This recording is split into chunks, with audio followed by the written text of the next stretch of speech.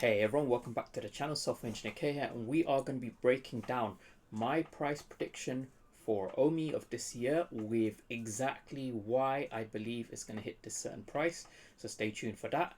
I'm also going to be going through a few quick updates, specifically with regards to what I believe will happen to some of the VeVe collectibles that we're seeing, mainly related to the James Bond Aston Martin that dropped, the secret rare. And also, I just also wanted to touch a quick bit on the upcoming comic drop as well. So first off, the most recent drop we had, collectible, was the Aston Martin. Now there were a couple of caveats around this, well, a couple of issues. So firstly, when they dropped the secret rare, both the 1 out of 7 or 7 out of 7 and the kind of normal secret rare in that series, they both had the JB007 license plate on the front. I believe it's now been corrected that the one that's not only 7 editions, that one no longer has JB007 at the front. So some people were posting pictures and people were wondering, oh, this person got the one of the 7, but that wasn't the case. It was just a bug. So that is now being corrected, so this is now fixed. But just specifically for this collectible, now it is drivable, and I believe that I personally stayed away from buying this one. Now if you bought it because you like it, then that's amazing. I always encourage people to just have fun with the app, buy what you like. Now, if I was to balance that out with what I believe is going to happen in the market, I believe part of the reason why this is currently holding the value is because it's the first drivable, well, not technically, but it's the first drivable or only drivable vehicle right now. The Delorean was the first drivable vehicle, however, they disabled it, and I believe why they disabled it is going to be linked to the Master Collector program. So if we go to the VeVe Master Collector program, if you haven't seen it, go have a look. It does highlight some pretty cool benefits that you can have for collecting, kind of goes through points, etc.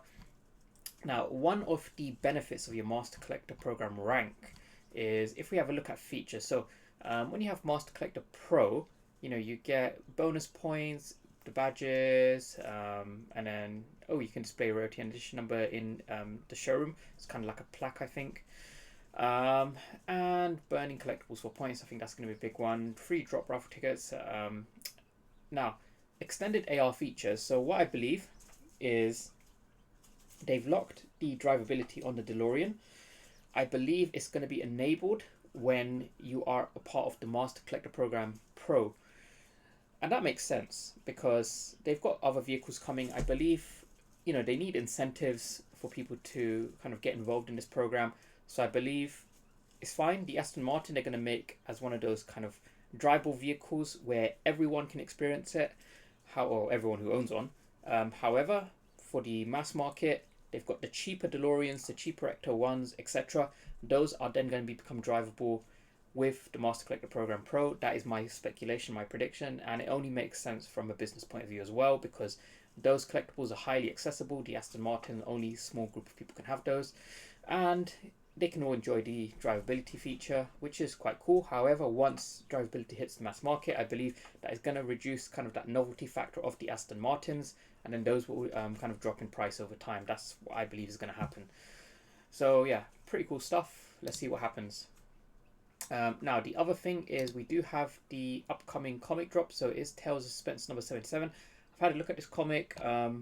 It's nothing like too crazy, nothing too special about this. It is an older comic, so it does hold a bit more value. However, I believe this is going to perform very similarly to the recent Killmonger comic that we had. Trouble understanding right so, now. Please try okay, there goes my later. Alexa. Okay, that's stopped now. Yeah, so I believe we will see the price being quite similar to the Killmonger comic that we saw.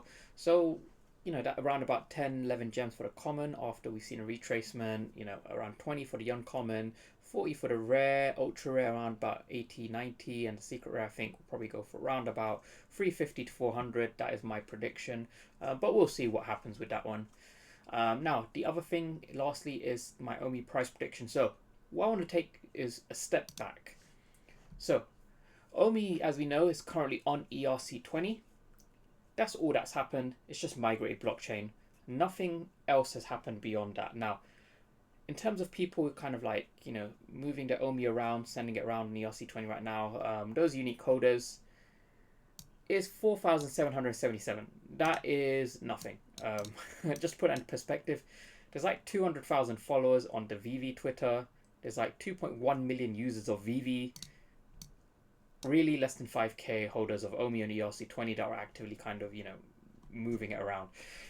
So that just goes to show that OMI, once it actually has utility, this number is going to increase exponentially. Like, if we get even like 10% of the number of, like active users on VeVe, even 10% start using OMI, this number is going to go from, like 5,000 straight to like, 200,000, right? That is crazy. That's like a 40x. Will we see a 40x in the price because of that? Probably not, but there are going to be other factors that move the price. So the other thing is, currently OMI burn rate averaging around about, it's coming up to that 1.5 billion a week, i.e. around about 72 billion a year. And that is from non-circulating supply. So 7% of that goes towards buybacks. So 7% of that is going to come to around about 5 billion. So, ours total circulating supply is going to go from whatever it is, I think it's like 166 billion down to 161 billion. That's about a 3% increase in the value of your token. Now, saying the value of your token intrinsically is going to be increased by 3% in a year, it's like, oh, that's nothing.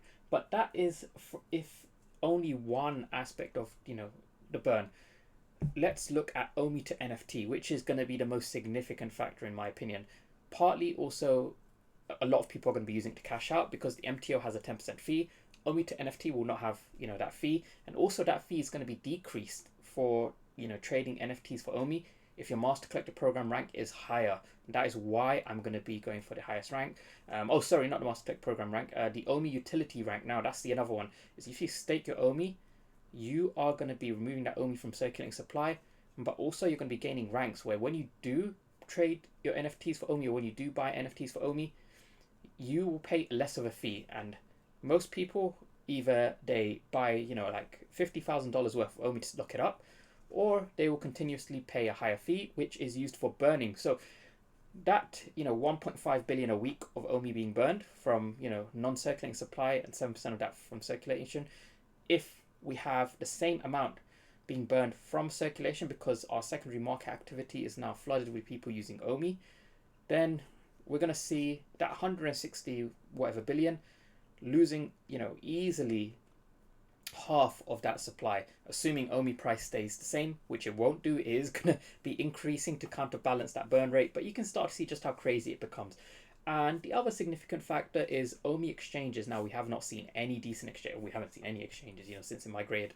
So what do most crypto tokens without, any kind of deflationary tokenomic do to gain value? They have more people buying it. How do they get more people buying it? Through more exchanges. And that is probably like the most traditional way that tokens gain value, because supply and demand. More people buy it, the more exchanges you on, the more of chance that there are going to be people buying it because there's more liquidity.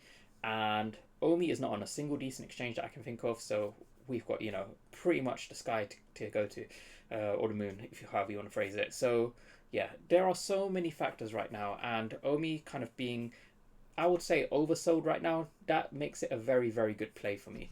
So moving on to that, the price of OMI for today. Now, we are starting to see a bit of a reversal, which is good. We wicked all the way below that 0.3 cent range. Right? We wicked as low as 0.29 cents on a Sendex. However, that bounced back pretty quickly, so there was quite a lot of buy pressure here.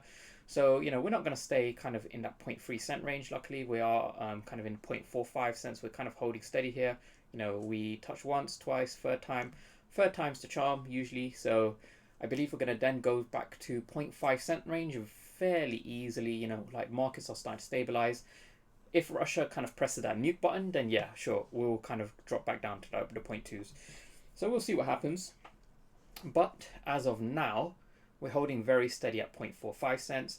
Now, last time we kind of broke 0.5 like very sharply was on the Marvel news.